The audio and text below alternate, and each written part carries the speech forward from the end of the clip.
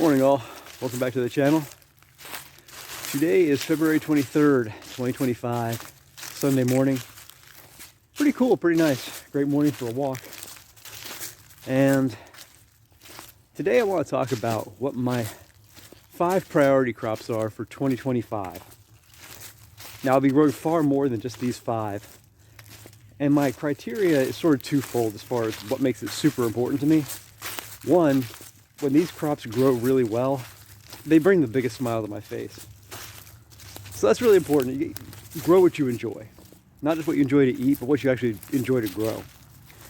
And the second, if any of these 5 this year had a crop failing, I'd be really upset. So again, really enjoy it, really upset if it fails. They seem like two pretty good, that seems like a pretty good litmus test for if it's a priority.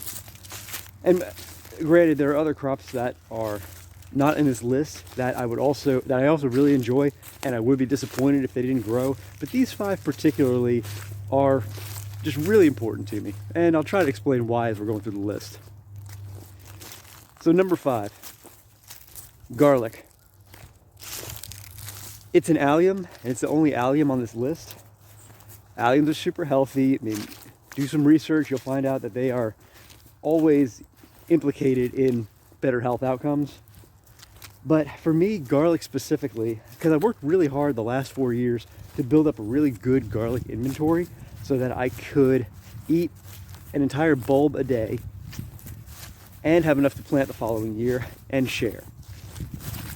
When I harvested in 2023, everything went great. It came out of the ground beautifully. I had enough to share, everything stored well. I was eating that garlic right up until the garlic scape harvest of 2024. But my 2024 crop, as good as it looked through the growing season, when it came out of the ground, something was wrong. I don't know if I waited too long. I don't know if we had a really heavy rain right before they were supposed to get harvested. But it didn't come out of the ground clean. Some of the bulbs looked okay. A lot of them came out of the ground looking with this, they all have this little tiny spot on the outside of the paper, and that spot kind of pushed through to the actual clove, and it's not storing well at all. Now, I used a lot of those to plant back in October. I'm hoping that they do work out as far as seed garlic. If they don't, I'm starting from scratch. So garlic to me is a really high priority crop. 1, because I love to eat it, but 2, because if it fails this year, I'm going to be spending another 3 years trying to build that stock back up. Number 4, cruciferous vegetables, specifically greens, i.e. kale and mustard. Kale and mustard are my 2 real go-tos, and cruciferous vegetables hands down are a nutritional powerhouse. But for me, those particular ones are easy to store. They grow amazingly well where I'm at for a pretty good size of the season, like 3 months in the spring, 3 months in the fall, and 4 leaves can give me a 150 gram serving, which is fantastic. So I can grow, 2 beds worth of these things and put away greens for a year very easily with leftovers for my chicken, for giving away. If my wife wants to get into them, she can do it as well. They're just so prolific and so good for you that I'd be really disappointed if I didn't have a huge crop of greens twice a year. Number 3, berries, specifically strawberries and blackberries. My blueberry crop is still slow to come on, but I've worked really hard in building up my strawberry and my blackberry beds to where I now have probably 800 strawberry plants in the ground and 36 blackberries. Not all the blackberries are fully matured yet as far as the root systems go, but about a dozen of them are. And for me, my goal with berries is to eat about a half a serving a day, which is about 75 grams. More is better, of course, but it'd be hard to store that much on top of that. If I can get that, and if I can get that much in the freezer and eat a ton fresh during the season, that's a huge win. So berries are a huge priority for me, and if for some reason they didn't go well, it would be hard for me to replace that with grocery store berries, either fresh or frozen, because that would be really price prohibitive to eat that much. Number 2, beets. In 2023, I grew my first beets, and I had a really good time doing it, but I didn't grow many.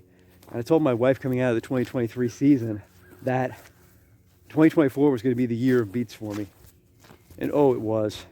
I had so many germinated and ready to go into the garden in the spring. By late spring, we were eating beets pretty much every day. Still eating those same beets today. That's how many I grew. And one of the coolest things was not only did the beets continue to grow throughout the season, and they still remain tender regardless how big they got, but the greens threw all year long as well. I was really surprised about that. They were a little pest sensitive, the greens, but honestly, a green with a leaf with holes in it is still a leaf. It's not like I was finding, a ton of pest pressure on them when I was trying to harvest them and bring them in. So I was eating beet greens all summer long. I mean, I did not expect that to be a summertime green at all, but for whatever reason, it was. So being that my cruciferous greens are not growable in the summertime, the pest pressure is way too high. But the beet greens held up really well. So from that standpoint, it's a dual purpose crop, and it can feed me pretty much year round because as prolific as those greens go, I was actually cutting the greens as a cut and come again method all last summer. I would harvest the biggest leaves, leaving like 3 leaves on each beet, and they threw more leaves right out. So that's another one that I could just over harvest and throw in the freezer really easily. So, and now I'm still eating, half a pound of beets a day, the roots that are coming out of storage right now. And they're storing great without having climate control. So big priority crop because it's something that I can use throughout the year very easily. And my number 1 crop for 2025, sweet potatoes. This one is dual purpose as well. Sweet potato leaves are edible and they're really delicious, and it's another summertime green when, again, greens are typically not that available during summer. But when it comes to a calorically dense food, I don't really do much of that. I don't do whole grains, I don't do legumes as far as growing them, or seeds and nuts. But for me, sweet potatoes are a calorically dense food that cover a lot of micronutrient needs. They taste amazing. They cook up really easily. They can go in pretty much any dish. And they are so prolific in our area that last year I grew probably 350 pounds of sweet potatoes off of the slips that I grew from 2 sweet potatoes saved the year before.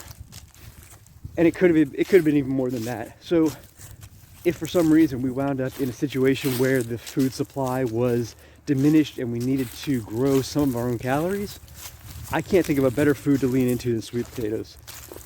And honestly, I enjoy the heck out of eating them, so it's kind of a win-win-win on that one.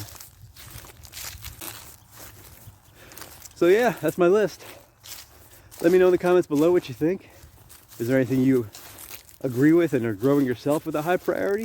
Is there anything you sort of disagree with or you think would be a replacement item for something there that I'm not thinking about? I'm always up for learning something new. If you found this interesting, like and subscribe below, share if you want, and we'll see you in the next one. Take care. Thanks for watching.